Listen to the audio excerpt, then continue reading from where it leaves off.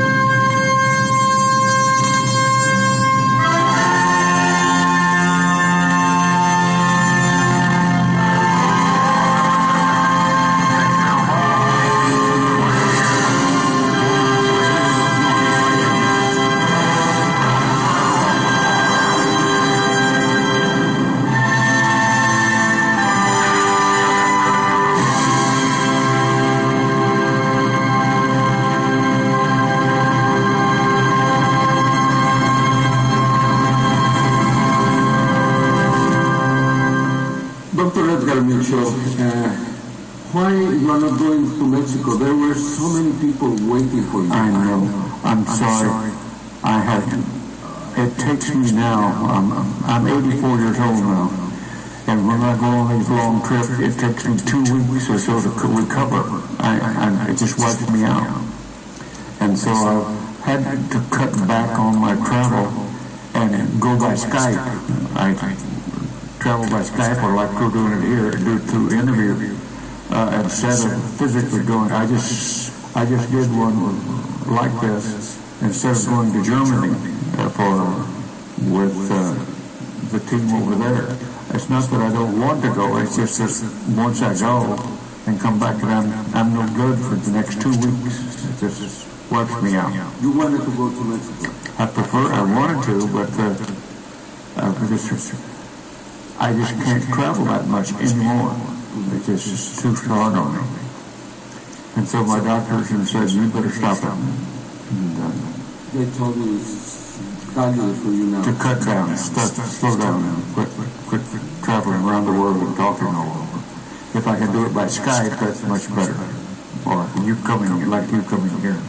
Okay, we want to show you something that is a very important evidence. There are 2 slides that were found accidentally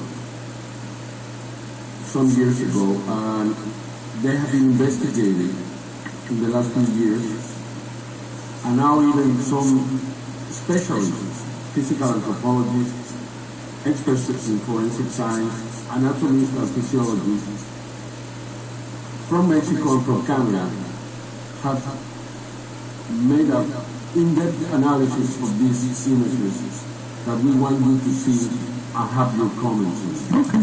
Well, it's certainly not human, but then certainly, but if we're saying it's one of the groups that have come visiting from another place, that's fine too. We don't know where they came from and how to get there. We don't have the technology, but maybe we will in due course. Well, it doesn't look human to me. It doesn't look human to me. No, they're certainly not human. Certainly not human. But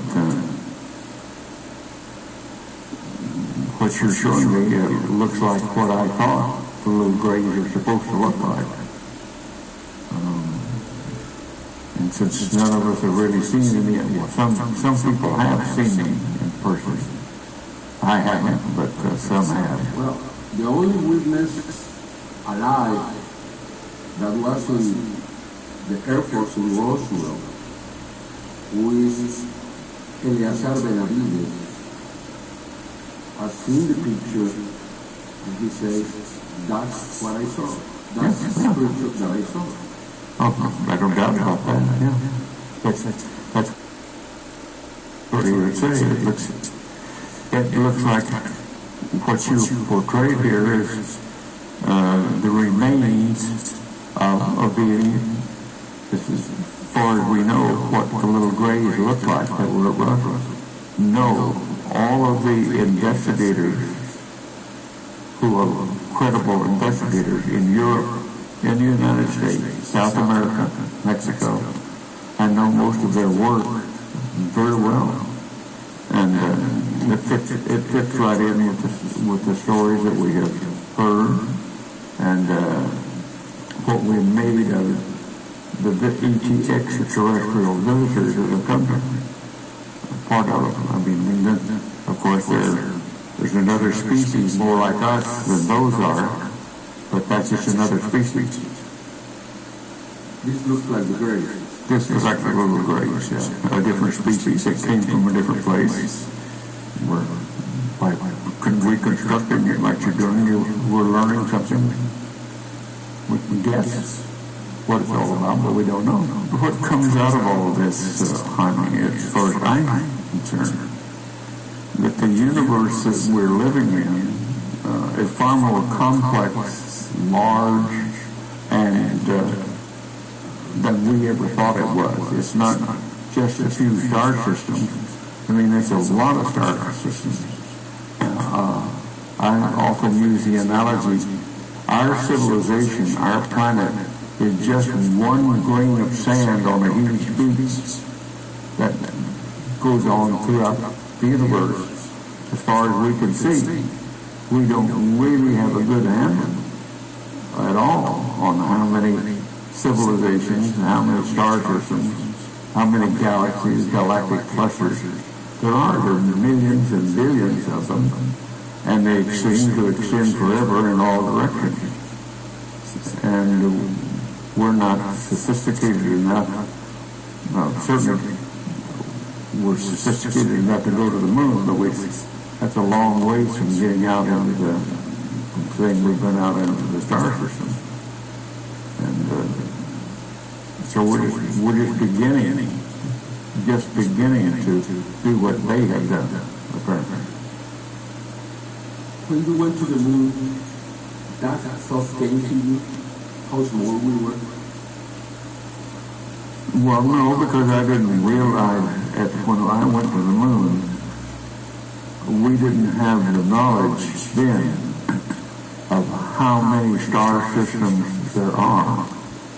We knew some, we knew there were a lot of them, but today, in today's world, looking at what we know that's different from 40 years ago, 50 years ago, 60 years ago, we now know that our universe, and it may be several universes, we can't say it's all just one universe, there may be several universes, and we don't know what all types of beings are there, what types of animals are there, what types of plants are there, but the evidence is suggesting that it goes on forever and ever and ever in all directions, and far more complex than we ever had reason to believe from the past.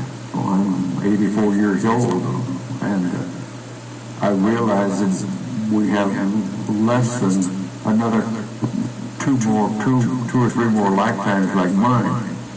If we don't change our ways, we're not going to be here anymore. We're going to kill ourselves off.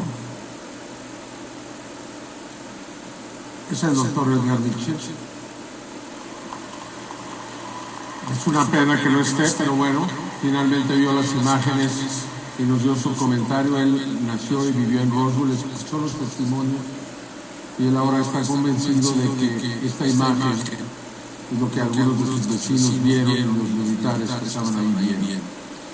Ahora quiero invitar al maestro Miguel Ángel Álvarez, quien es el director del Instituto Nacional de Ciencias Forenses, quien institución que ha decidido pues respaldar esta investigación. Ellos han realizado un dictamen que invito al doctor a que pase y a que pues lo entregue públicamente. Por favor. Muchas gracias, Jaime. El Instituto Nacional de Ciencias Forenses somos una organización de la sociedad civil en donde concluimos expertos de muy alto nivel en las ciencias forenses que hemos trabajado, que estamos en activo o que estamos retirados de varias dependencias federales como la Secretaría de Nacional, PGR, de México o estatales, y que nos hemos comprometido con el trabajo pericial, con la investigación criminológica, sociocriminológica, y que en esta ocasión hemos participado con el licenciado Jaime con el interés estrictamente científico de revisar estas imágenes y de poder dar una opinión verdaderamente sustentada y que no pudiera ser en un momento dado refutada en ninguna circunstancia. Como tú sabes, Jaime, para este trabajo en el instituto y con el compromiso que nosotros adquirimos contigo de no cobrar un solo punto para que esto tuviera la libertad de poder opinar científicamente y sin tener ningún tipo de prejuicio que nos antecediera, sino el principal interés de decir la verdad del indicio que teníamos enfrente. Confluimos en su oficina antropólogos, un odontólogo forense y el distinguido maestro José Sánchez aquí presente, quien agradecemos muchísimo el trabajo tan profesional que aquí tenemos en este momento. Este dictamen es el trabajo científico forense para explicar qué es lo que vemos en estas fotografías. Y fue un trabajo que fue posible gracias al maestro Castillo, gracias, como ya mencioné, al maestro José Sánchez y a otros antropólogos quienes en conjunto estuvimos dilucidando y llegando a los términos en los que esta investigación debería de concluir.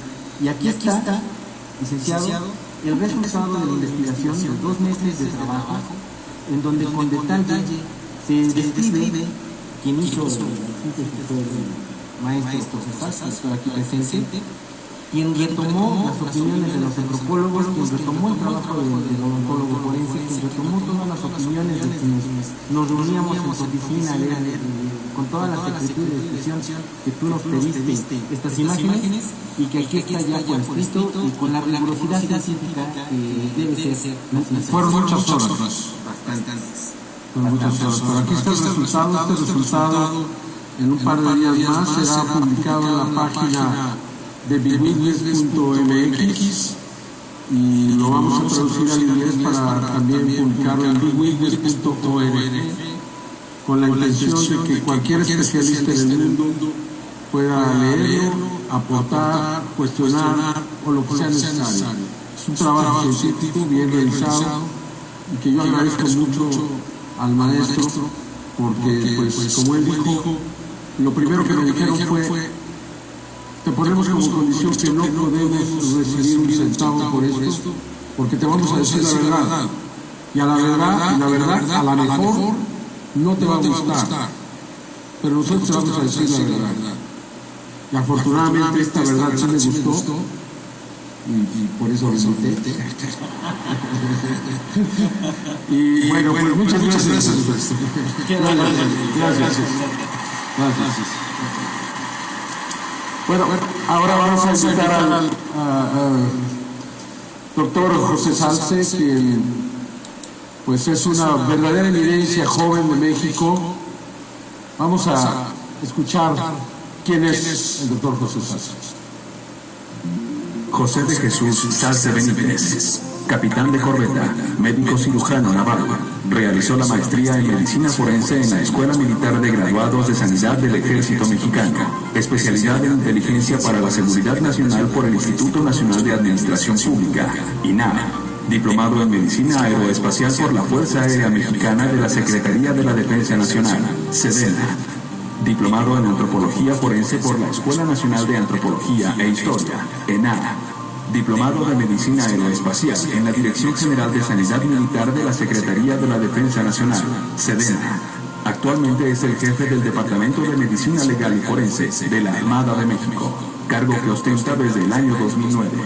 Desde el 2012 y hasta la fecha es académico de la Escuela Nacional de Antropología e Historia y de la Universidad de Londres. Ha participado como ponente en diversos congresos nacionales relacionados a las ciencias forenses y la medicina forense. Maestro José Salce. Doctor, perdón.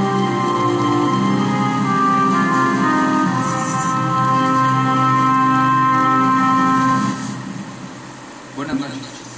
Antes que nada quiero agradecer al licenciado Jaime Maussan por la oportunidad que nos ha brindado y por confiar en los científicos forenses de México. Para comprender un poco más acerca de las imágenes que hemos visto, me permitiré iniciar con una descripción general de lo que es la fotografía y del cuerpo que se observa en esta diapositiva. Más adelante hablaremos un poco sobre las patologías que pudieran llegar a coincidir, pero que no son compatibles, y finalmente daré mi conclusión. Comenzaremos con la diapositiva del cuerpo completo, en la cual se puede observar que el cuerpo que se va a analizar está en una vitrina de exposición, en la cual el cráneo es de un tamaño superior a las dimensiones normales, tiene diferentes rasgos de traumatismos que fueron de impacto a gran velocidad, como por ejemplo en la barbilla, por debajo del arco cigomático, que sería la mejilla del lado derecho, lesiones bipalpebrales por debajo y por encima de ambos párpados, a nivel del cráneo, y una lesión superior en el cráneo.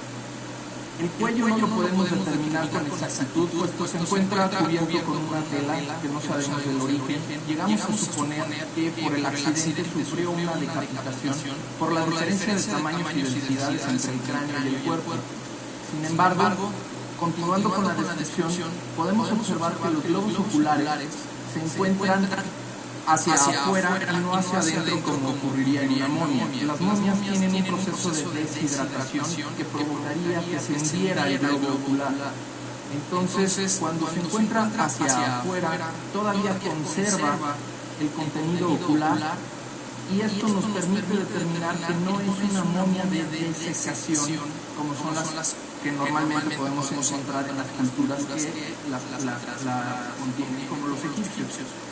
Por debajo de la protección del cuello encontramos el tórax. En el tórax contamos 1, 2, 3, 4, 5 y 6 costillas. Podríamos agregar una séptima, pero no podemos determinarla precisamente por el trapo que se nos cubre. Lo interesante de las costillas es lo siguiente: aparentemente son continuas hacia el otro lado, sin embargo en este cadáver fue necropsiado, tiene una incisión en la línea media para evisceración y evitar la putrefacción del cadáver. El miembro superior derecho, como ya lo había mencionado, tiene características muy distintas a las de nosotros, comenzando por lo que en la articulación del hombro no tiene una continuidad hacia la clavícula, no se aprecia una clavícula en el tórax, no podemos determinar que haya una articulación normal del hombro. Lo que vendría siendo el húmero es de una proporción mucho mayor a la que correspondería a un cuerpo humano normal. El área del codo, la anterior por favor, el área del codo se encuentra en una posición como si estuviera el brazo expuesto hacia adelante. Sin embargo, si continuamos la línea, vemos que la mano está en una posición de anteroversión, que se llama pronación, lo que produciría que la posición del brazo se encuentra en una anomalía anatómica, lo que nos determina que la articulación del codo es totalmente diferente a la del ser humano. En la muñeca no se encuentran los huesos que nos permiten hacer los movimientos que son los huesos del carpo. Y continuando con la mano podemos visualizar 1, 2 y 3 falanges.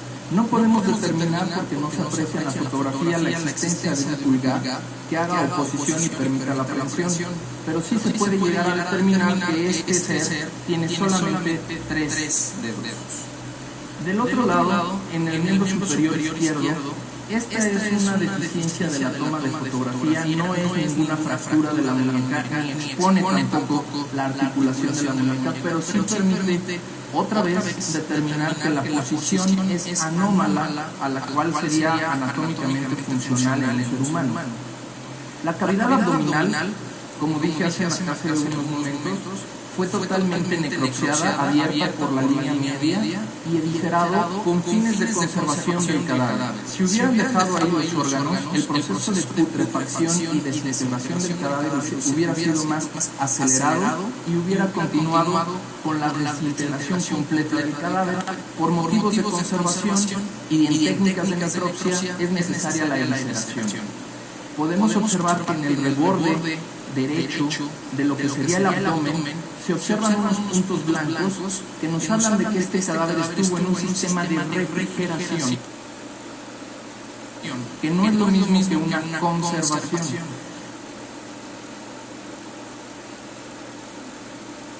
De congelación. La refrigeración se da a menos 4 grados centígrados, pero la congelación se da a más de menos 40 grados centígrados.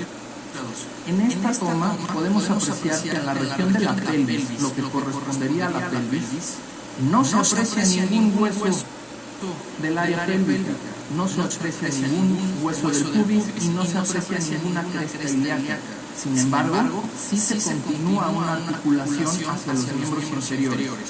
¿Qué es lo importante de esto? A la ausencia de una articulación pélvica, estamos hablando de que este ser no tiene un antecedente de primate, además de que coincide en el pecho con la ausencia de glándulas mamarias o pezones, lo que disminuye considerablemente la probabilidad de que existiera un mamífero.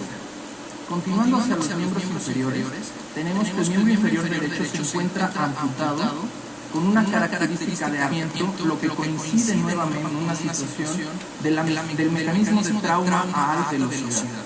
El miembro izquierdo tiene una continuidad en donde no se aprecia una rodilla porque no se aprecia el reborde de la patela, que es la rótula. Lo importante del miembro inferior es que en un ser humano normal, el fémur es el hueso más largo del cuerpo, pero en él está invertida la posición. El hueso del fémur de aquí tiene una distancia mucho menor a la parte inferior de la pierna, que correspondería a la tibia y el peroné. Esto es totalmente opuesto a la anatomía humana. Y continuando con el pie, vemos que la articulación es completamente distinta, ya que no se aprecian los dos maleolos, externo e interno de la articulación del tobillo, pero sí vuelve a terminar en tres falanges, 1, 2 y 3. Del miembro pélvico derecho que mencioné que estaba amputado, tampoco podemos determinar la altitud de la amputación porque obviamente la placa que no se ha podido distinguir nos estorba en la descripción. La siguiente diapositiva. En comparación, podemos ver lo siguiente. Existen diferentes procesos cadavéricos que se dividen en desintegradores y conservadores. Nosotros nos vamos a ocupar en los procesos de conservación cadavérica. Existen dos relevantes, la conservación natural y la conservación artificial. El que nos atañe para el análisis de este cuerpo es la conservación artificial.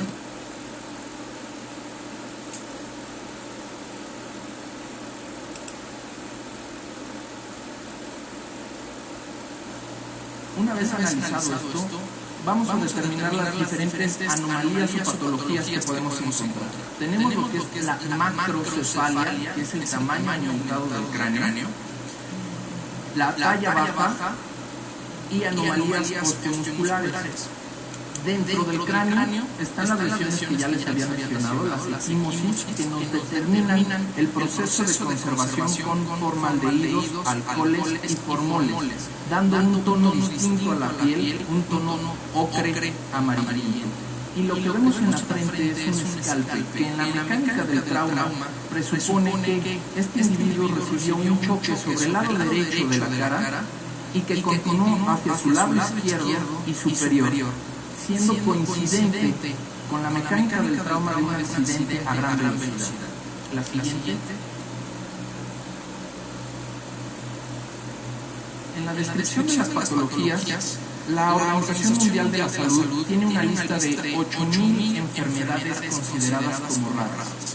De esta lista de 8.000 enfermedades consideradas raras, 455 están relacionadas con alteraciones dismorfológicas del tipo esquelético. De estas 455, 57 fueron tomadas en relación para el dictamen forense, ya que contenían dos o más características similares al cadáver. Sin embargo, de estas 57 patologías o síndromes, únicamente 4 coinciden en totalidad con el cadáver. Lo importante de estas 4 es que ninguna de ellas es compatible con la vida, es decir, todas terminan en aborto o con una sobrevida no superior al mes. ¿Cuál es la relevancia de esto? Que todas estas patologías efectivamente causan alteraciones, dismorfismos, alteraciones en la columna vertebral, en los huesos, acortamiento de las articulaciones, de las distancias entre cada hueso, pero ninguna llena o satisface en totalidad las características observadas en el cadáver. Esto nos lleva a la conclusión de que el cadáver que estamos analizando se encuentra fuera del contexto de las patologías o los síndromes conocidos por la humanidad y avalados por la Organización Mundial de la Salud.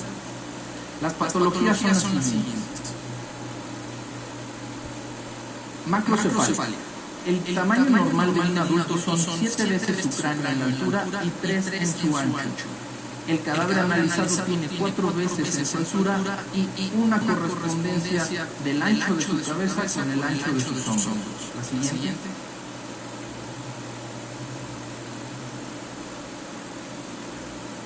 Las diferencias que vamos a encontrar en la macrocefalia que han causado mayor controversia son las siguientes. La acromegalia, que es un crecimiento anormal, pero de todo el sistema óseo, lo cual ya no es compatible con el caso por la talla baja que hemos observado.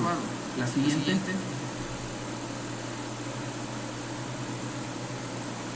El tamaño del cráneo es del mismo tamaño que del tórax y el abdomen juntos, lo cual tampoco es compatible en ninguno de los síndromes analizados.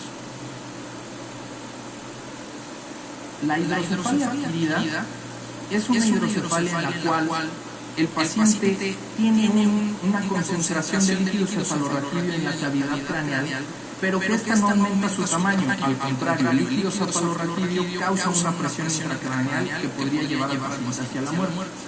La otra es la hidrocefalia congénita. Esta hidrocefalia congénita sí se nota con una amplitud del cráneo porque las suturas craneales no se encuentran solidificadas y por lo tanto puede desplazar el tamaño del cráneo, pero ninguno llega al tamaño completo del ancho de los hombros como lo vemos en la fotografía. La siguiente.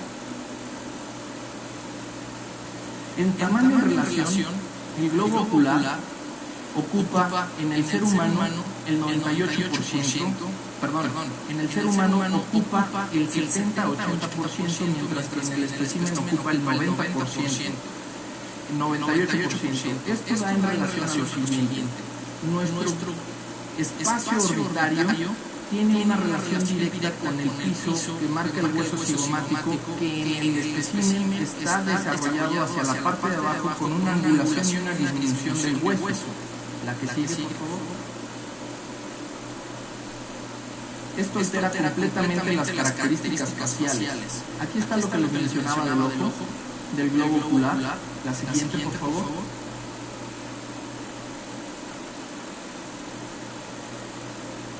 A diferencia de nosotros, el individuo no tiene un pabellón auricular y además no presenta rastros del músculo temporomandibular y el macetero, lo que nos determina que no cuenta con un aparato masticatorio, pero sí tiene un aparato digestivo, es decir, sí tiene una forma de deglución, pero no de masticación. La siguiente.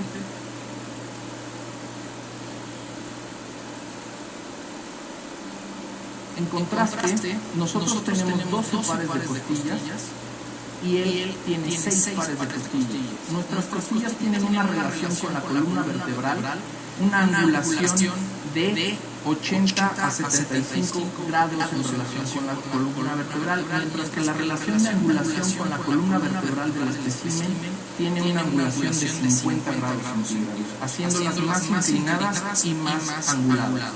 La siguiente, por favor.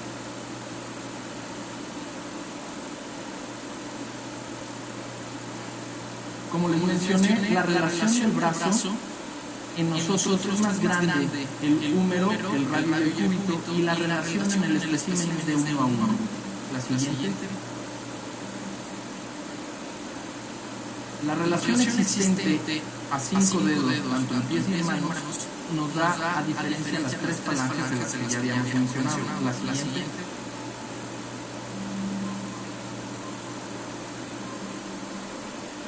La relación del miembro pélvico inferior está, el fémur es el hueso más largo del cuerpo y en relación con el espécimen está totalmente invertida esta relación.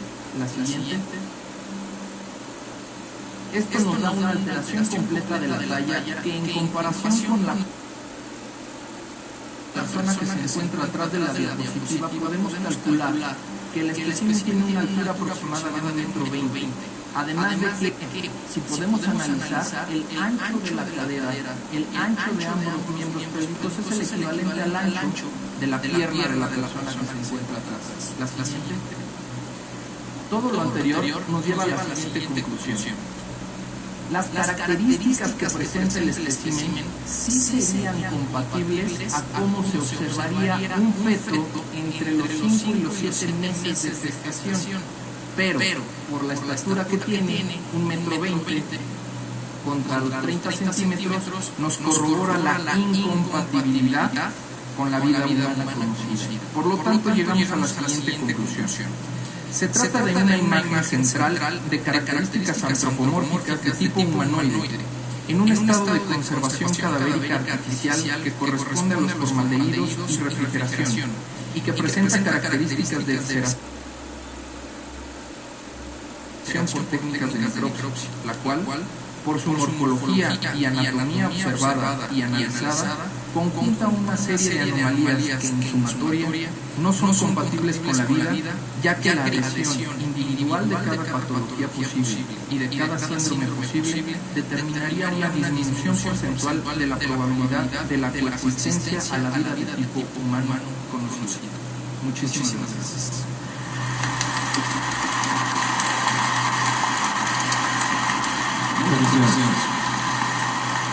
José, dijiste que posiblemente no es un mamífero. Así es. No es un mamífero porque, de característica principal, toda la especie de mamíferos tiene mamas, tiene glándulas mamarias, tiene tetillas, tiene pezón, en cualquier especie. Aquí no observamos ningún residuo corrinescente de glándulas mamarias en el área de tórax o incluso en la demás parte del cuerpo. ¿Qué podría ser entonces? Difícilmente se podría determinar a esta altura porque no tenemos conocimientos más allá. Pero lo que sí podemos llegar a determinar es que, por las características de la pelvis y la cadera, no es un primate, y a falta de glándulas mamarias no es un mamífero. Sin embargo, las características que presenta por las articulaciones en la muñeca, en el codo y en las rodillas podría llegar a ser compatible con las articulaciones que se presentan en los reptiles. ¿Podría ser esto una momia? No, definitivamente no. Las momias tienen unas características específicas de conservación y voy a tomar dos ejemplos. Las momias naturales se realizan por desecación, es decir, los globos oculares están hundidos, la piel está demasiado adosada a los huesos, en fin, tienen características de deshidratación severa. Ahora, las momias artificiales, las que por ejemplo se fabricaron en Egipto, tienen unas características de fabricación artificial hecha con conservación de aceite y evisceración. Estas características no permiten la conservación de lesiones. Sin embargo, aquí estamos viendo plenamente que las lesiones del traumatismo que se hizo a gran velocidad fueron perfectamente conservadas, y esto únicamente se logra con técnicas artificiales de conservación como son alcoholes y formaldehídos. ¿Esto es interesante para un científico? Demasiado interesante. Si en mí cabiera la posibilidad, me encantaría tenerlo enfrente y poderlo analizar de propia fe, pero es la oportunidad para poder abrir la ciencia a otras experiencias. Finalmente, ¿esto es humano? En mi opinión, no conjunta ninguna de las características conocidas como humano. ¿Tú?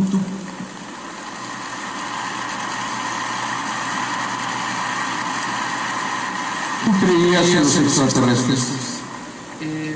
Yo pensaba que existían otros seres. Se me hacía muy injusto pensar que éramos los únicos. Pero la verdad es que nunca me tomé la precaución, ni el atrevimiento, ni el interés de investigar nada hasta ahora.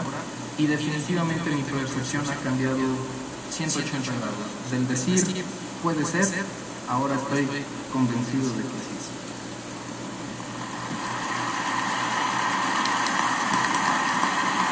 Esto que acabas de ver, este análisis, estas imágenes, ¿son históricas, realmente históricas? Totalmente históricas. Para mí, es la grieta en la pared. Muchas gracias, José. Al contrario. Te felicito. Extraordinario análisis por un joven científico mexicano cuyo único interés es la verdad. Debo decir que, y lo podrán confirmar mis colegas investigadores, que cada vez que solicitamos a especialistas en los Estados Unidos que realizaran este análisis, más tiempo tardábamos en pedirlo que ellos en darse la vuelta y alejarse. No querían saber absolutamente nada de esto. Por tanto, fue muy difícil. Fue necesario acudir aquí en México a los especialistas y también en Canadá. Ahí pudimos encontrar a Richard Doble, un personaje realmente extraordinario. Este es Richard Doble. Richard Doble, egresado de las universidades de Toronto y Torino, profesor y catedrático, estudios en anatomía comparada de vertebrados, anatomía y genética de primates, evolución de vertebrados, anatomía aplicada, demografía y biología humana, estudios en labor forense de la Policía Nacional de Canadá y la Real Policía Montada.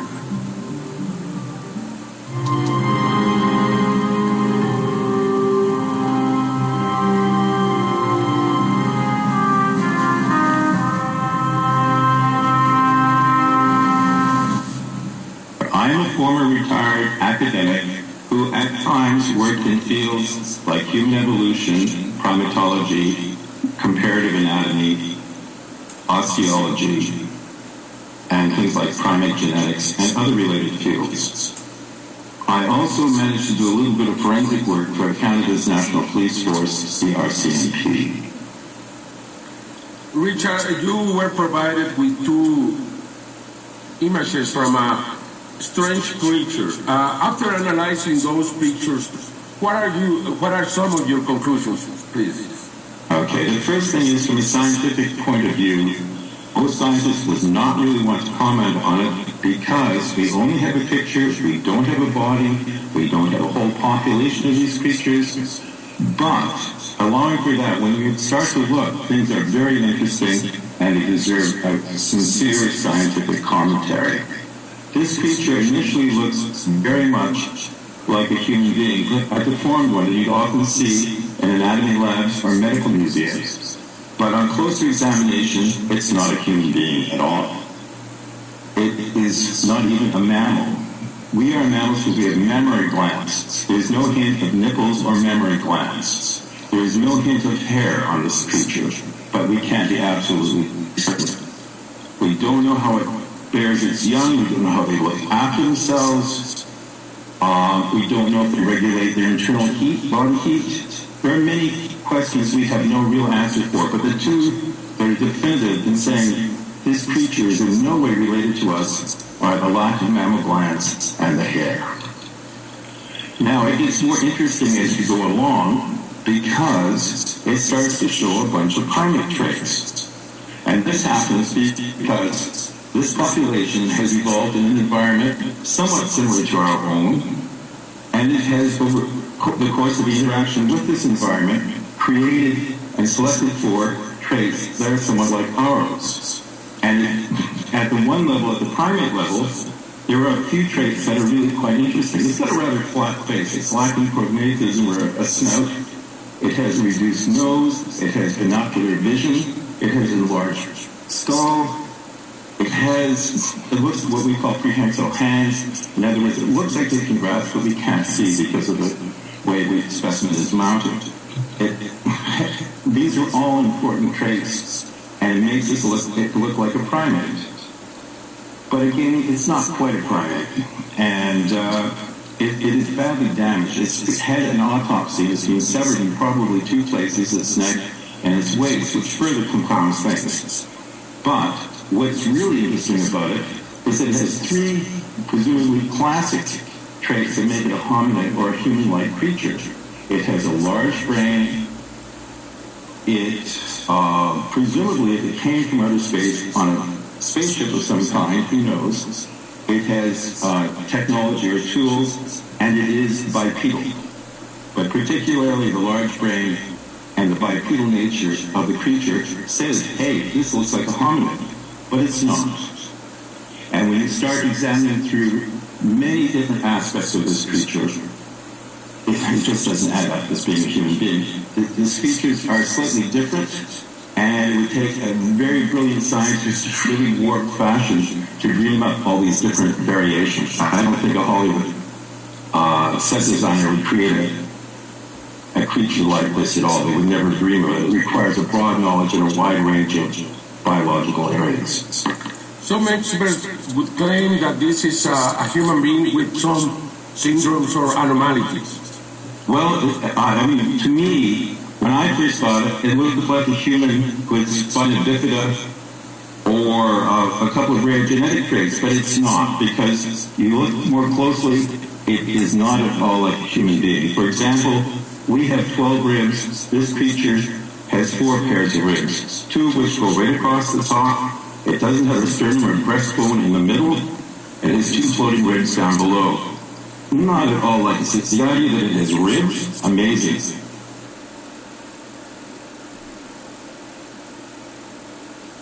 Our rib equivalents, we have no idea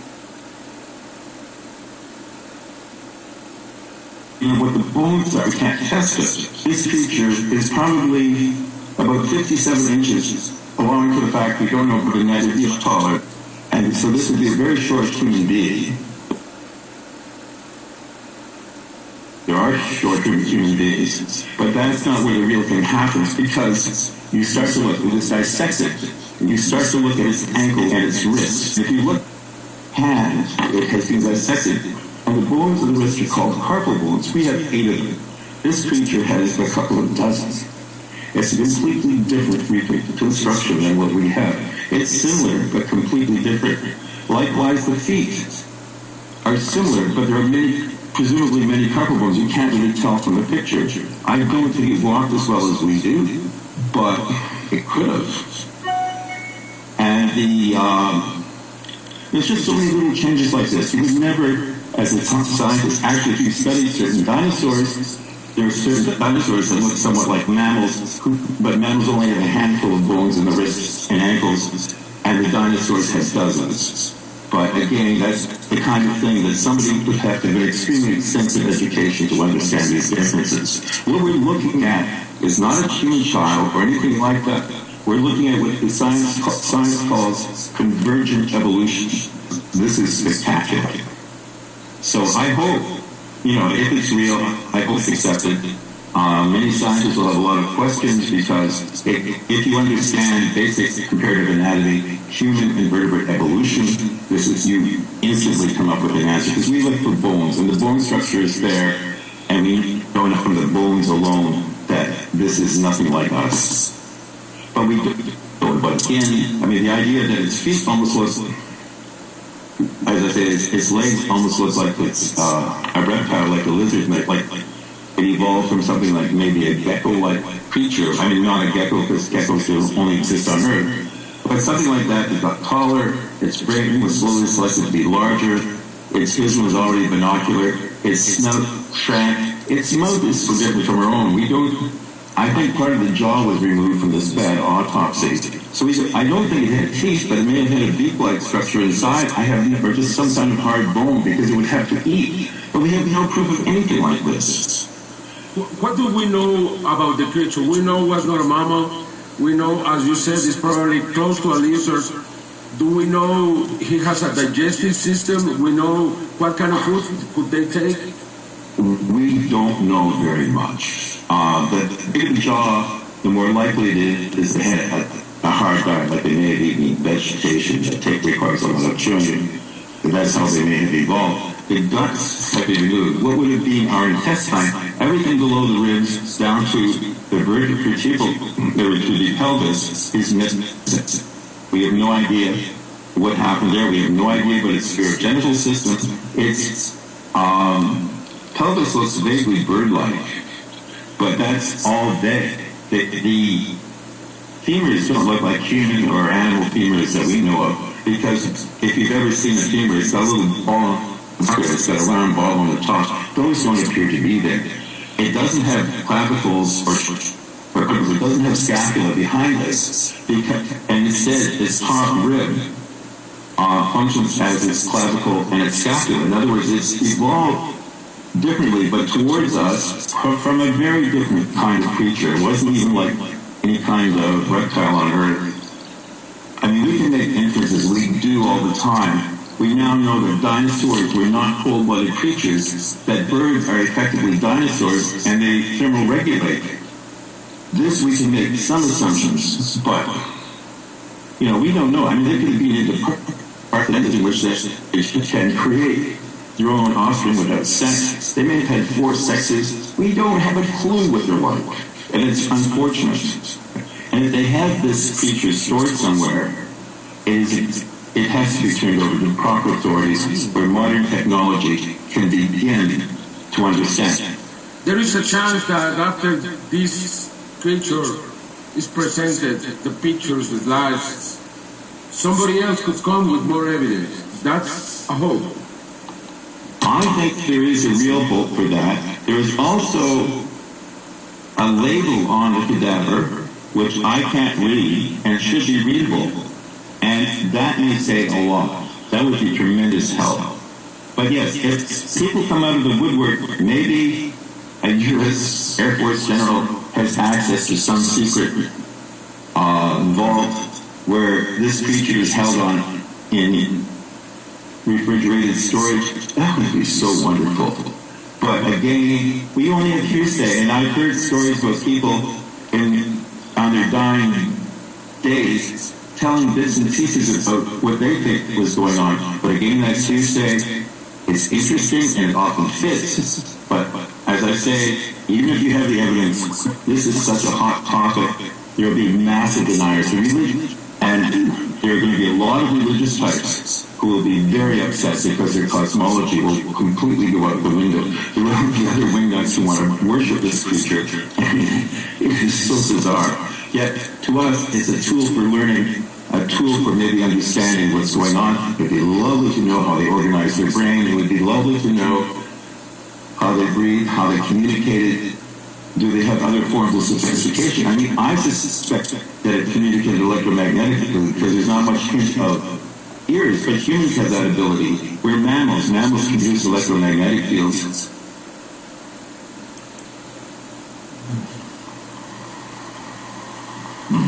Es el doctor Richard Doble, antropólogo físico. Finalmente, como parte del grupo de los científicos, quiero presentar al doctor Luis Antonio de Alba, quien es un catedrático de la Universidad Nacional Autónoma de México, especialista en anatomía y fisiología. Escuchemos de él.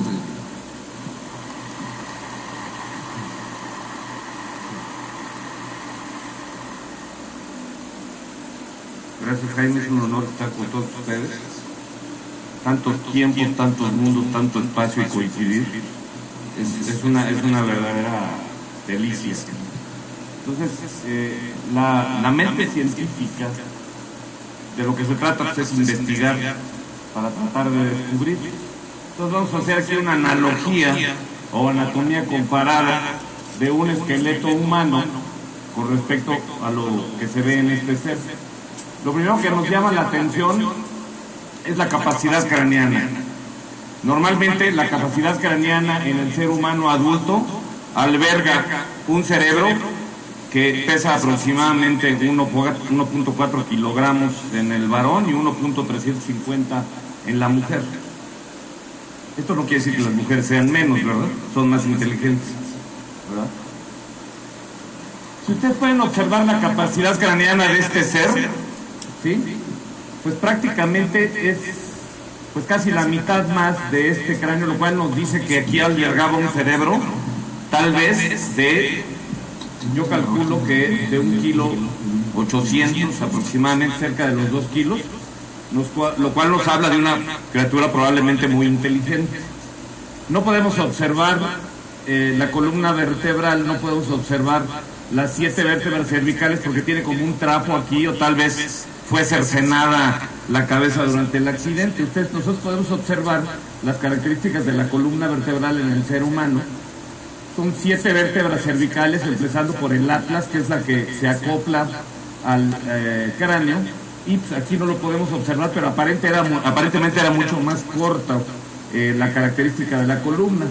Después vienen 12 vértebras dorsales, ¿sí?, que hacen una especie de jiba, se llama sifosis dorsal, y luego vienen 5 vértebras lumbares en la parte donde estarían los órganos, y por último viene el sacro y el coxis.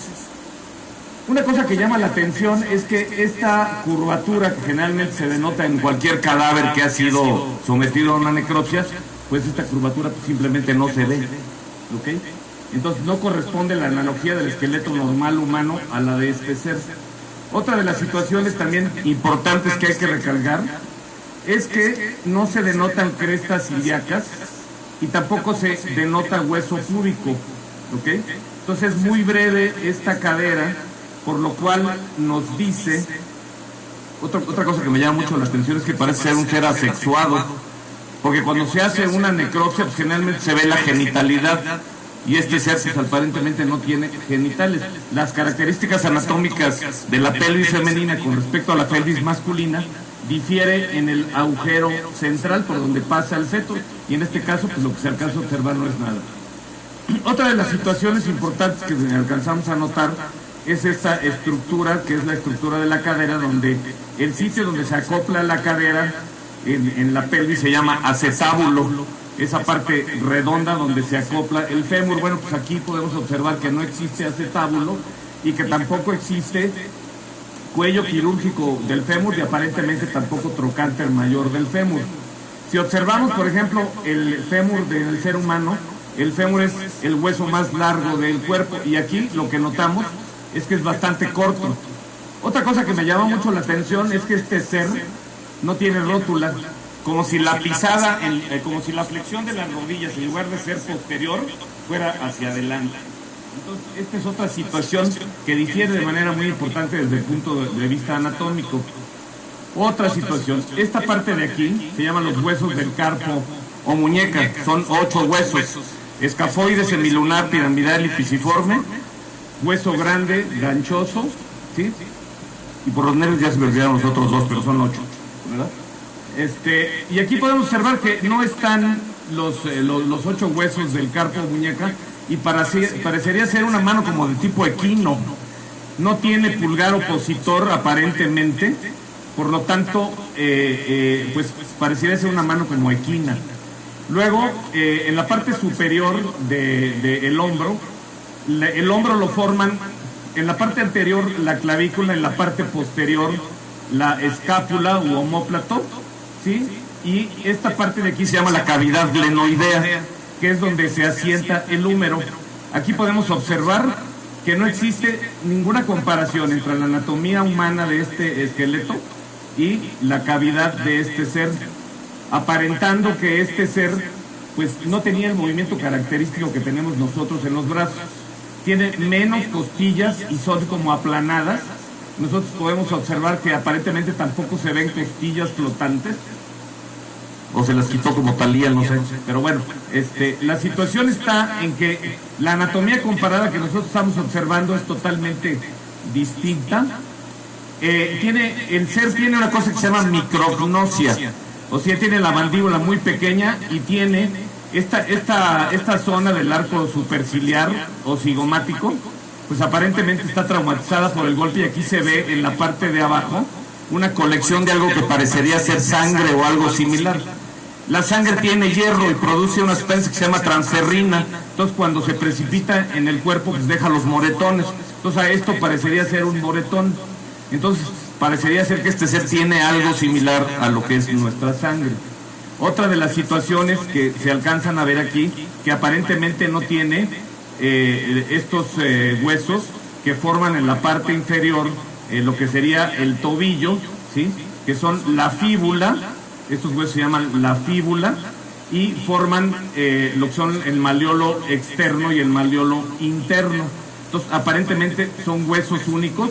Es mucho más corto el hueso femoral y bueno, definitivamente pues haciendo esta anatomía comparada, ustedes pueden observar que pues hay similitudes, pero de ninguna manera tiene características anatómicas como lo tiene el ser humano.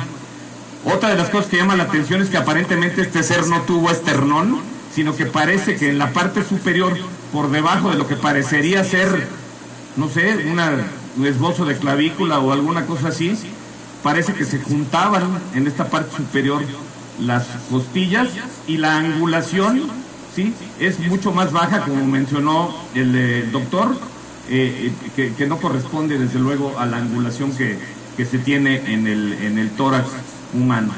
De manera que mi conclusión aquí sería que hay características anatómicas similares al esqueleto humano, pero de ninguna manera este ser que vemos aquí corresponde a un esqueleto humano. Muchos habían dicho que probablemente se tratara de un niño, y yo se los refuto inmediatamente, porque los niños, ¿sí?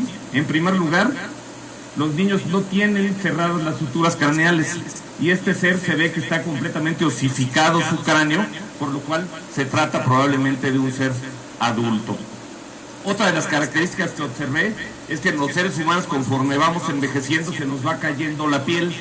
Y aquí los traumas que se ven no son por envejecimiento, son por el trauma mismo. Por la misma gravedad, a nosotros se nos va como cayendo la cara, ¿verdad? Y este ser, tal vez el proceso de envejecimiento, pues no sea igual en este ser que como corresponde al ser humano. Por último, otra de las características es que son muy delgados los huesos y cortos, como si este ser pues viviera en una zona desprovista de atmósfera. Los astronautas, cuando están, los de la Estación Espacial Internacional, tienen que estar haciendo completamente ejercicios para que no les dé osteoporosis. Entonces, al parecer, el acortamiento de los huesos corresponde a una falta de gravedad. Entonces, todo este tipo de situaciones pues, me llevan a la conclusión de que, bueno, sí hay analogías, pero definitivamente pues no se tratan analogías directas con las características anatómicas del esqueleto humano. Muchas gracias.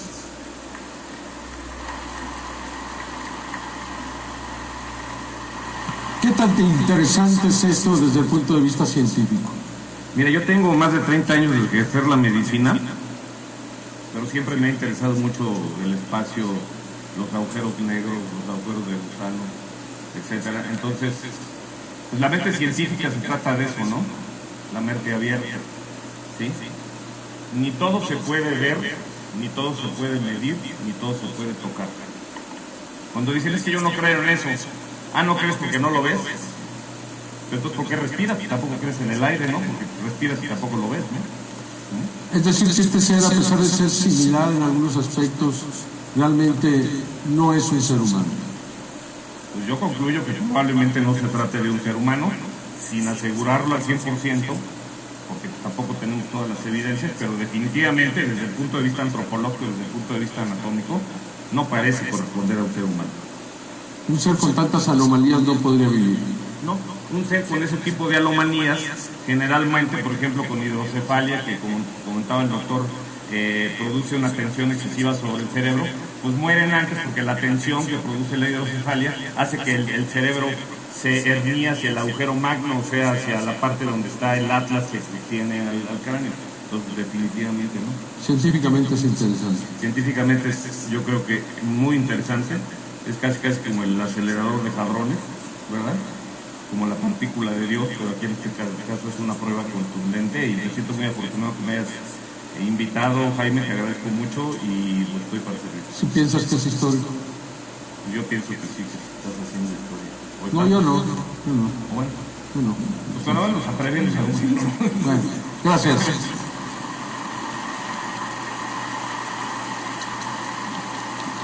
Bueno, ahora sí vamos, si les parece a ustedes, vamos a ver a este ser en este esfuerzo que realizamos, cómo sería, cómo se podría mover. No sé si quieran retirar, por favor, el podio para hacer la proyección.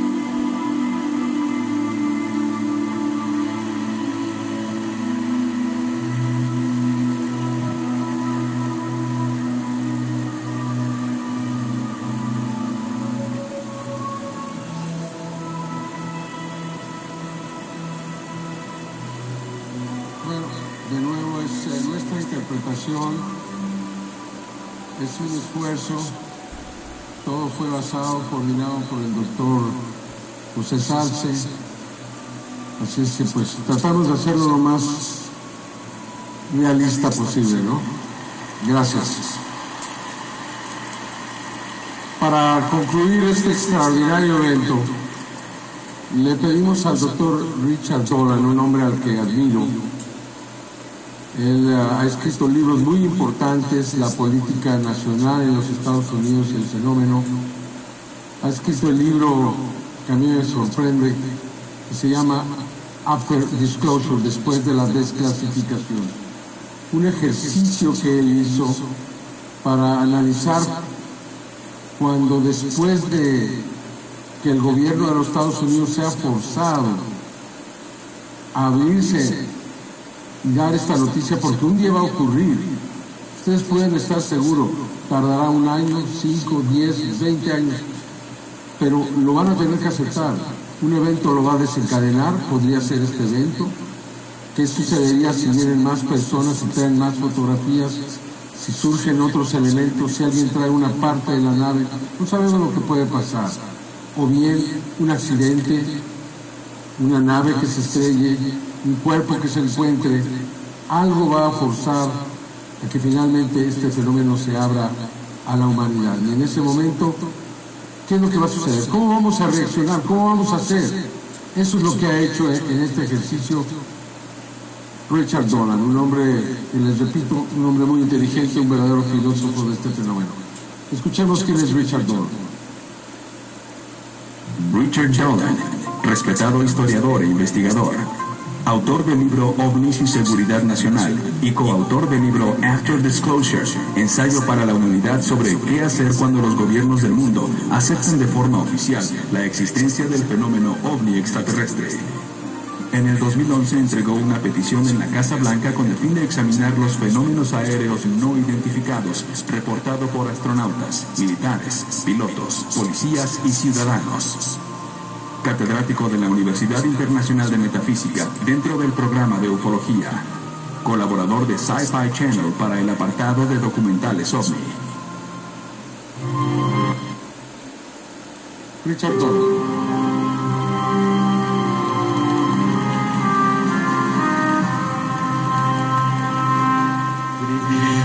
Buenas noches, México, ¿cómo están? Estoy muy contenta de estar con ustedes y me da mucho honor el poder darles los comentarios finales de este gran evento. Me pidieron hace algunos meses en una entrevista en vivo con Jaime Maussan. Me preguntaron si vendría a este evento. Y me sentí un poquito como que me estaban proponiendo matrimonio cuando estaba en un restaurante y no sabía ni siquiera qué decir en ese momento, así que decidí que me iba a tomar unos días para poder decidir, y entonces vi quiénes eran las personas que iban a estar aquí y tenía como una buena vibra acerca de esto, y obviamente este tema da mucha controversia debido a las transparencias, porque si uno sigue lo que dice la comunidad de los ovnis, entonces uno puede caer en todo lo que dicen. Y bueno, dudé un poco, pero decidí hacerlo, sobre todo porque muchas veces nos gusta pensar que estamos investigando un misterio. Y es un misterio real. El fenómeno de los ovnis es uno de los grandes misterios de nuestra época. Y si nos vamos a llenar de comentarios negativos hechos por individuos que no han tenido acceso a los hechos, solamente a las opiniones, y si rechazamos a investigar más, entonces no tenemos derecho a investigar absolutamente nada. Y entonces esto me hizo pensar de que este es un evento que vale la pena.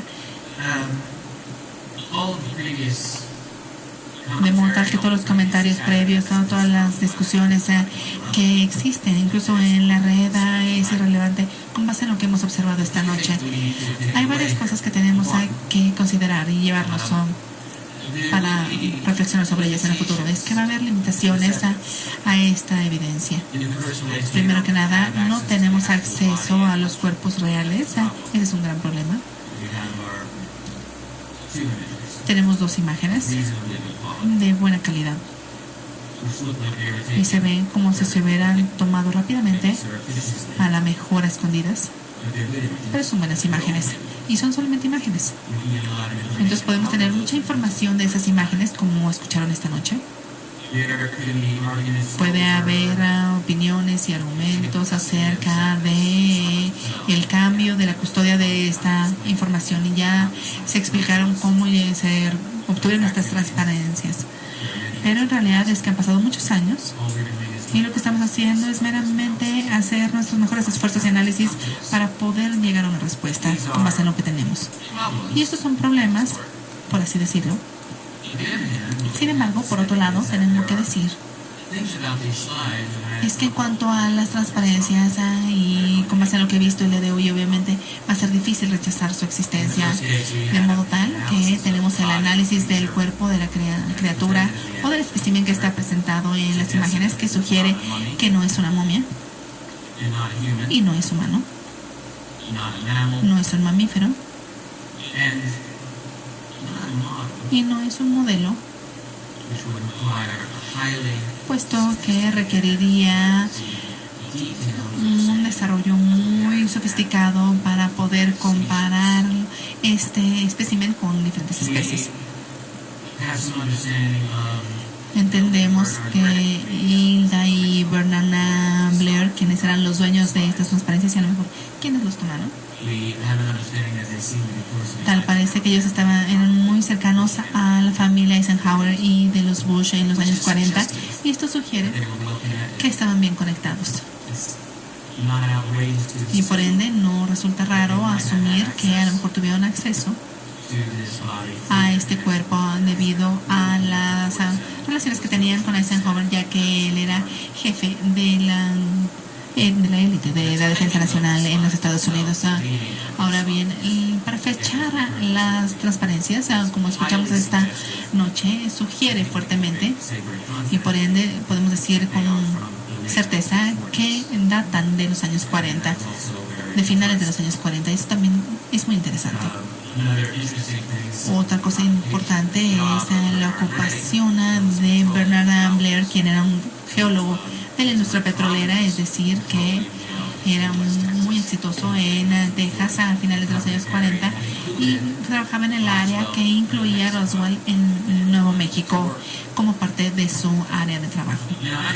Ahora bien, estoy seguro que va a haber análisis en el futuro que van a tratar o que van a ir en contra de la validez de estas fotografías, pero realmente quisiera escuchar esos argumentos, pero cualquier intento para confrontar las transparencias va a tener que lidiar con los detalles mismos de las transparencias y no nada más rechazarlas porque no tiene sentido, porque a lo mejor esta pareja de personas no puede tener acceso a este tipo de zona restringida o alguna otra razón en que pudiese hacer que la gente dijese que no fuese posible. Primero tendrían que ver la evidencia antes de hablar acerca de ideas preconcebidas de los hechos, y la realidad es que estas diapositivas o estas transparencias existen y se tienen que continuar estudiando como evidencias.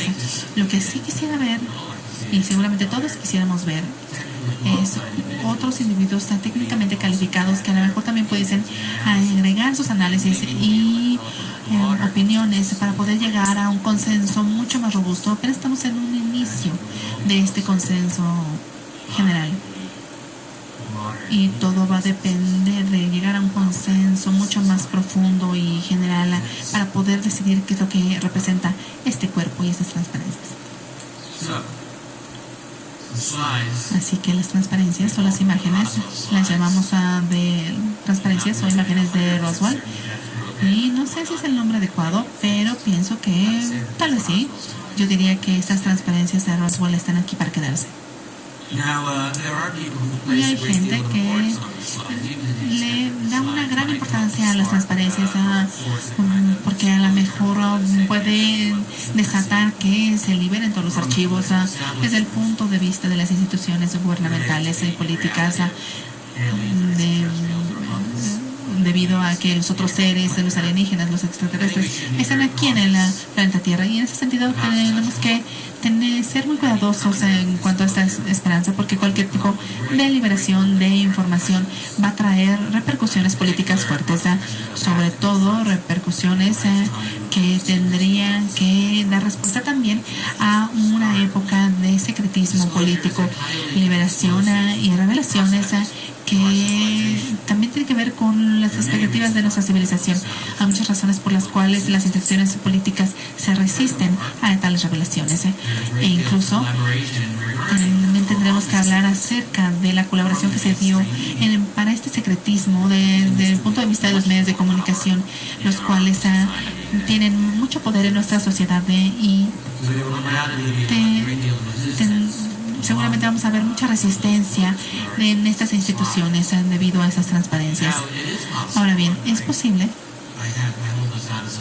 y espero que esto dé un poco de esperanza como predicción de que estas transparencias tengan un efecto como dominó y que sea un buen efecto dominó positivo. Estamos aquí reunidos esta noche y lo que hemos hecho aquí seguramente va a estar en internet muy pronto y se va a quedar ahí para siempre. Así que va a haber muchas más personas que van a estar observando lo que pasó aquí, viendo la evidencia, y seguramente vamos a llegar a un gran consenso. Así que esto es algo que no va a desaparecer.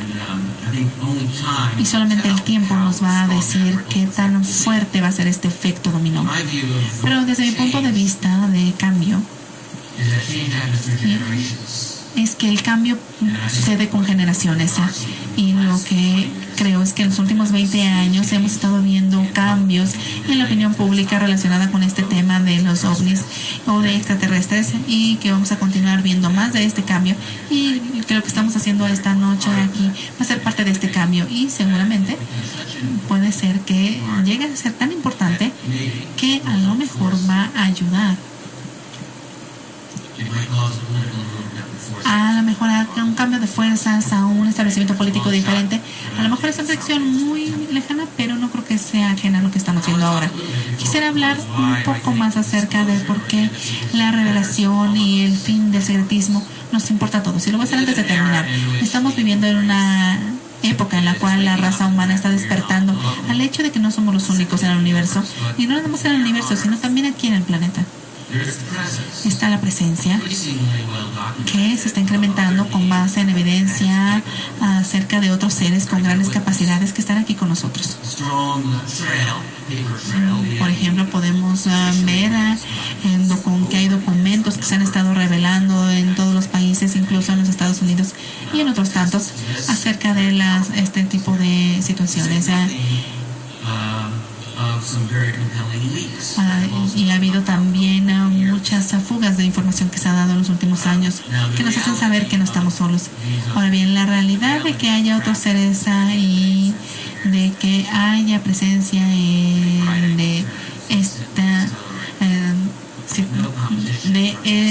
que haya algo más representa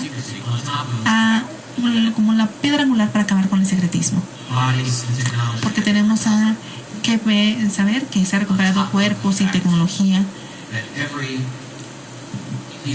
y cada evidencia que tenemos interactúa con nosotros, y esto nos muestra que tienen una característica de telepatía muy fuerte. Así que esta es una pieza de la realidad que nos acaba de caer y que le está cayendo a la gente que está encargada de la seguridad nacional en los Estados Unidos, y sobre todo aquellos que estuvieron trabajando en los años 40. En esa época el mundo estaba en proceso de tratar de llegar a un estado de normalidad. Estaba surgiendo una guerra fría, miles de personas estaban en peligro de morir de hambre en todo el mundo, y de repente les cayó esta información en su laboratorio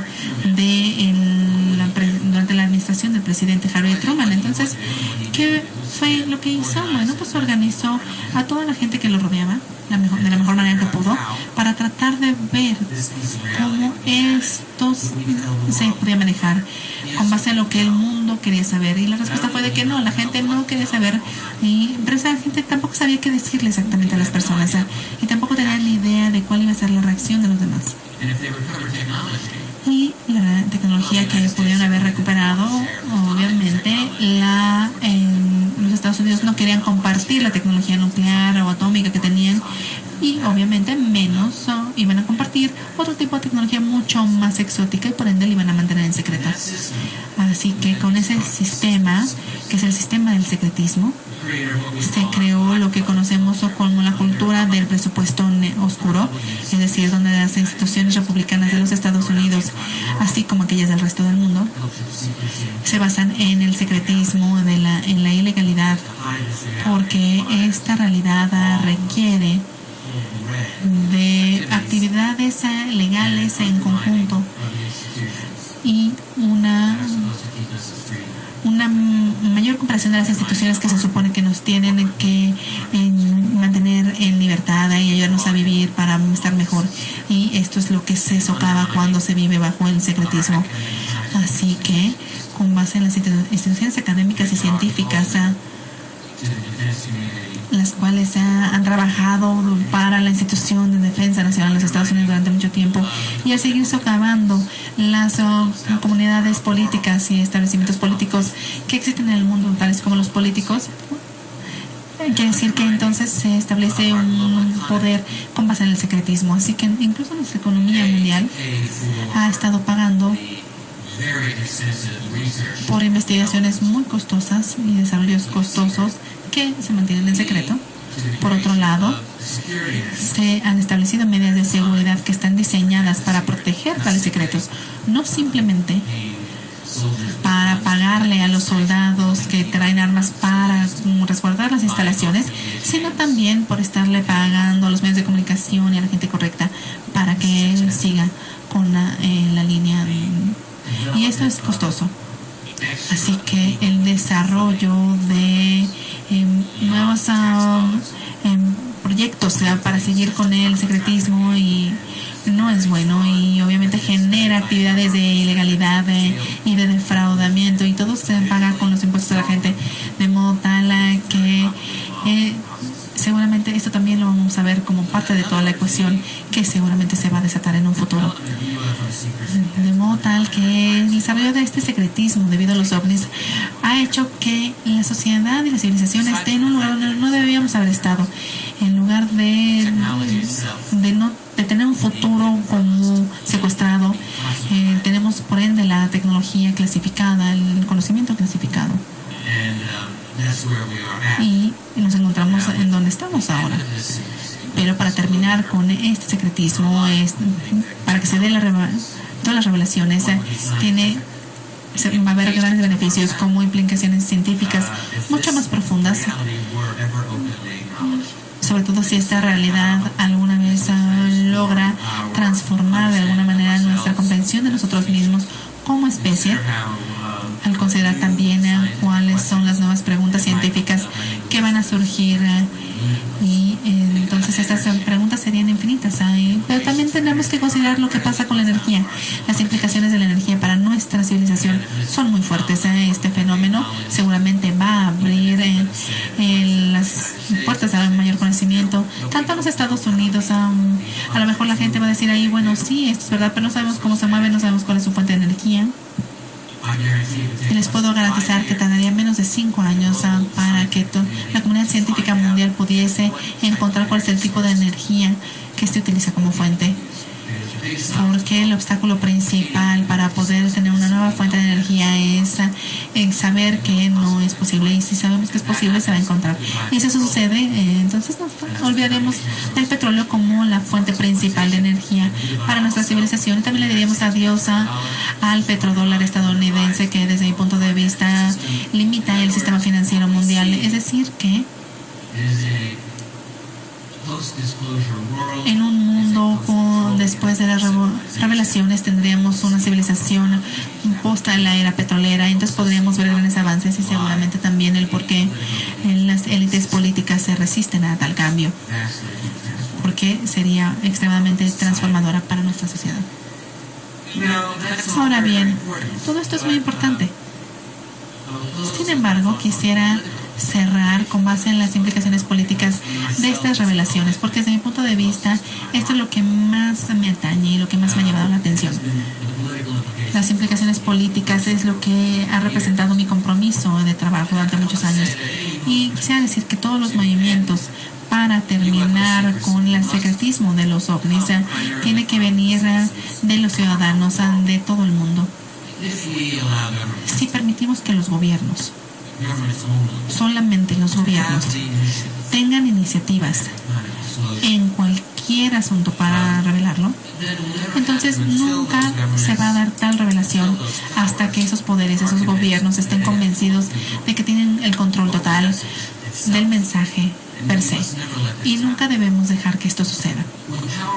Cuando el poder se le quita a la gente aprende a ser inútil. Y eso es lo que está pasando en nuestro mundo hoy en día. Vemos que hay un sistema global que se aplica y hace que las naciones ya no sean tan importantes. Los acuerdos internacionales que están reemplazando la soberanía nacional, que entran en vigor y se están discutiendo incluso en este momento. Estamos entrando en un sistema que se le podía llamar como el sistema totalitario mundial.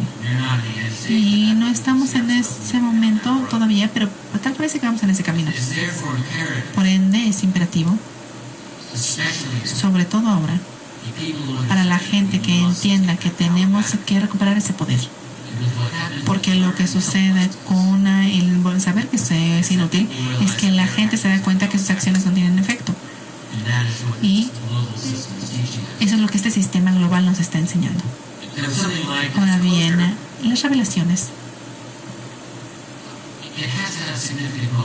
tienen que tener un impacto importante para la gente. Y por ende la gente tiene que empujarla y tiene que darse más pronto que tarde. No estamos tan lejos de entrar en este sistema totalitario mundial donde se terminaría con la democracia y las reglas tales como se conocen hoy en día. Así que las implicaciones científicas y las aplicaciones tecnológicas de las revelaciones para mí significan muy poco, a no ser que recibamos los beneficios como miembros de una sociedad que no es esclavizante. La libertad para mí es mucho más importante que todo lo demás. Yo no quiero vivir en un mundo donde la libertad es meramente un recuerdo. Quisiera vivir en un mundo donde los seres humanos tienen gobiernos que les responden, es decir, que son responsables y que les responden a ustedes y que mi gobierno me responde a mí. Y creo que eso es algo que vale la pena luchar por él. Así que estamos hablando acerca de ovnis y de aliens, pero tenemos que recordar que más que nada tenemos que conservar nuestra humanidad, puesto que esto solamente se puede lograr de manera legítima al conservar nuestra libertad y nuestra dignidad como individuos en nuestra civilización. Y aquí es donde se terminaría el secretismo de los ovnis, donde las revelaciones de este secretismo podrían ser de gran utilidad. Si saliese a la luz todo lo que ha estado oculto, entonces para mí esto significa el inicio de un proceso mucho más profundo. La gente no va a entender muy bien que le han estado mintiendo durante mucho tiempo, porque quieren respuestas, quieren saber cuál es la estructura del secretismo, la estructura del poder en el mundo. Y nos da entonces la oportunidad para poder abrirse a otras preguntas acerca de los gobiernos y las instituciones políticas y los ovnis, pero también tendremos que preguntarnos en qué más nos han estado mintiendo. Y lo que necesitamos ahora es un martillo muy fuerte y muy grande para romper ese muro. Y es posible que la revelación en cuanto a los ovnis represente este gran martillo. Lo que hemos hecho esta noche al hablar acerca de las diapositivas o las transparencias puede ser una contribución muy importante para este proceso. Me gustaría verlo de esta manera. Quisiera pensar que otros investigadores comprometidos y responsables ahora también van a querer participar y van a querer proporcionar un análisis sofisticado de lo que hemos estado viendo.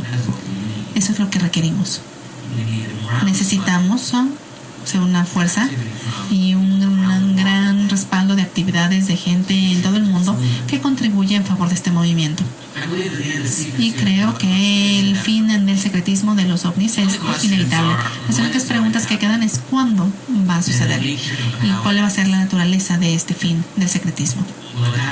Va a suceder dentro de 50 años, cuando el sistema global se haya establecido completamente y tenga control sobre todo por las élites políticas, o va a suceder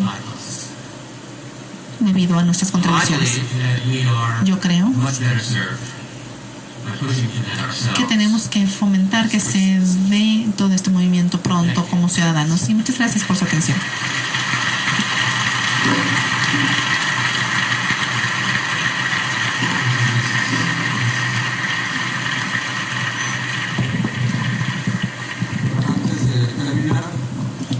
Before closing, Primera, les dije que era un poco más oscura. Veámosla antes de que se vaya. Esta es la otra fotografía, como ven, es distinta. Se puede ver pues al ser desde un ángulo más retirado. Quizá esto nos permite ver la cabeza más en su totalidad, ver el tamaño enorme. Ven ustedes cómo la cabeza supera el tamaño del tórax y todos los detalles que ustedes ya vieron. Bueno, de hecho creo que ahora la estoy viendo mejor que nunca. Quizá este equipo nos permite verla. Yo la había visto más oscura, pero bueno, ahí tienen la fotografía número 9. Nos permite ver más de la oreja, algunos otros detalles por toda la cabeza, pero pues es lo mismo. Vemos a una persona del otro lado, a un hombre, en el otro caso era una mujer. Esta es la segunda fotografía. Tampoco se puede leer la placa. Algún día se podrá, seguramente será la última respuesta a esto. Escuchemos entonces la última palabra a este evento. Al presentar las imágenes de un ser que no tiene características humanas, un ser que resulta más similar a un reptil o a un lagarto, hemos establecido un antecedente que no podrá ser ignorado. Seguramente algunos reclamarán la evidencia física, poder analizar y comparar a este ser que se asegura no es de este mundo, y nos dirán que ante la carencia de esa evidencia física no es posible aceptar que este ser venga de otro planeta, a pesar de que sus características no existen o han sido identificadas en la Tierra. Las evidencias sugieren ser auténticas, es decir, que si no es un engaño, nos encontramos ante la evidencia más extraordinaria de la historia. Hasta ahora todo nos sugiere que no es de nuestro mundo. Los especialistas tendrán que decidir entre una salida fácil o el compromiso con la verdad. Tarde o temprano los gobiernos que la han ocultado se verán forzados a revelar los hechos, como el incidente de Roswell, tal y como ocurrieron. Estamos obligados ante una verdad histórica que se levanta ante nosotros como un monumento que nos exige ser auténticos. Hoy, aquí se han presentado las evidencias, las investigaciones, los análisis. Se yerguen ante nosotros dos caminos. El camino fácil, llano, accesible, que implica la negación a los hechos. Aceptar estas evidencias implica escoger el camino difícil, con obstáculos, que requiere esfuerzo. El camino que unos cuantos decidirán seguir, pero que por ello serán recordados. Las evidencias que aquí han sido presentadas son reales, auténticas, verdaderas. Existe la responsabilidad que implican las investigaciones y el trabajo de los que aquí hemos estado involucrados. Hoy, ante ustedes, asumimos la responsabilidad de las evidencias como han sido presentadas. Lo hacemos con humildad y como una propuesta a favor de los que aún no han nacido. Esperamos encontrar el respaldo de aquellos científicos en el mundo que mantienen una actitud honesta y un compromiso con la verdad. Finalmente, no se trata de obtener fama ni beneficios económicos, ni siquiera un reconocimiento. Se trata del mundo del futuro. ¿Aún creemos que estamos solos? ¿Que no hay nadie más allá? ¿Aún pensamos que en los cientos de miles de millones de planetas que existen y que son iguales a la Tierra, en ninguno de ellos se haya desarrollado un ser más inteligente que los humanos, que haya sabido resolver las limitaciones físicas de nuestro universo? Aún pensamos que los seres humanos somos los más inteligentes de la creación. No solo tenemos que reconocer la terrible arrogancia que nos damos, sino que tenemos que asumir la infinita humildad que nos obliga a la grandeza del universo en el que vivimos. Es necesario reconocer el sacrificio de Galileo Galilei, de Nicolás Copérnico, de Giordano Bruno, que supieron entender la magnificencia de la creación y la extraordinaria pequeñez de la humanidad. Reconocer su extraordinaria visión. Seres humanos que se opusieron a la que en su momento era la verdad absoluta, que se enfrentaron a aquellos que se habían apropiado de una supuesta realidad. Las evidencias que aquí han sido presentadas nos exigen un cambio no solamente necesario, sino imprescindible ante la subsistencia de la humanidad. Nos encontramos ante dos caminos. ¿Cuál habrá de seleccionar la humanidad? Sin embargo, hoy, aquí, cada uno de nosotros nos hemos acercado un poco más a una nueva realidad. No estamos solos y sometemos nuestras conclusiones al juicio de la historia.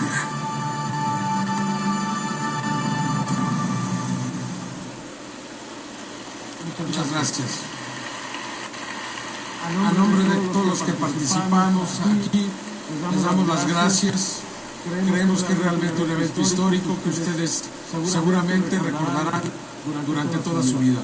Muchas gracias y hasta pronto. Gracias.